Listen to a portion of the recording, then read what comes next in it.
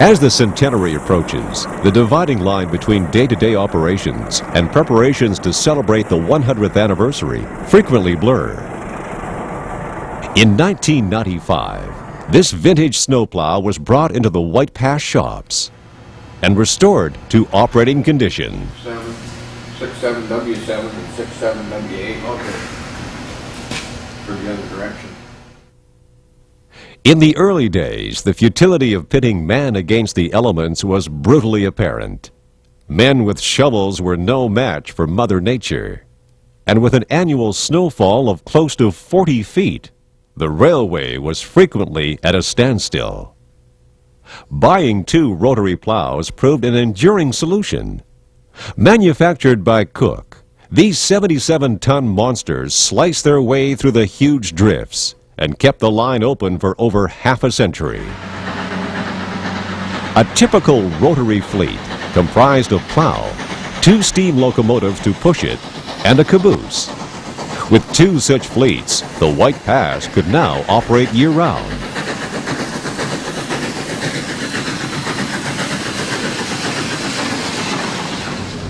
Then in the mid-60s, the plows were withdrawn from service in favor of the more efficient Caterpillar tractor.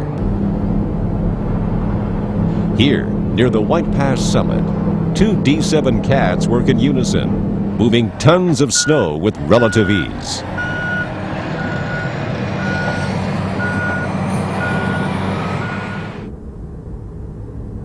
In 1982, the last year of year-round service, the cats and everything else came to a standstill.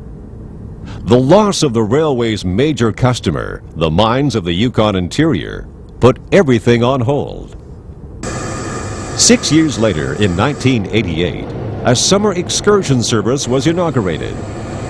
Today, the WP&YR is the largest tourist attraction in southeast Alaska and operates from May through September. And in early May, the spring snows are as deep as ever.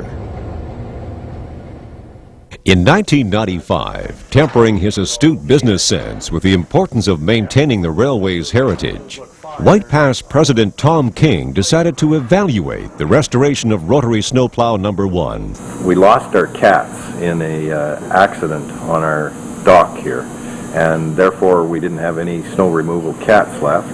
As well, this is history, and this is a historic railroad, and in that we had this unit, we wanted to restore it.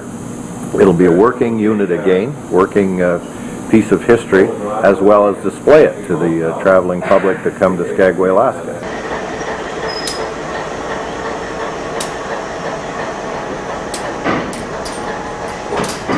In early April, steam tests saw number 1 put through her paces. With water in her boiler, the fire was lit. Slowly, the steam pressure started to rise. Would she respond favorably to her treatment, or would months of effort be in vain? Minor leaks were quickly attended to, and apprehension gave way to guarded relief. Then, the ultimate moment of truth. With Tom King at the throttle, everything worked okay. Jubilation.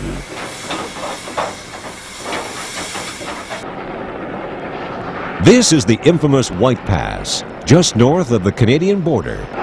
Here, the fleet comprising number 1 and 2 90-class diesels find the wet-packed snow hard going.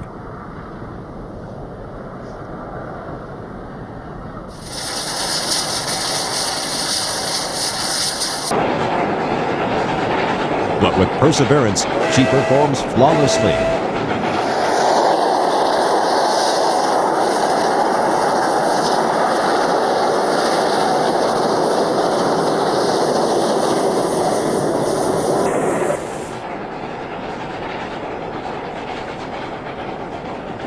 And eventually, Fraser is in sight.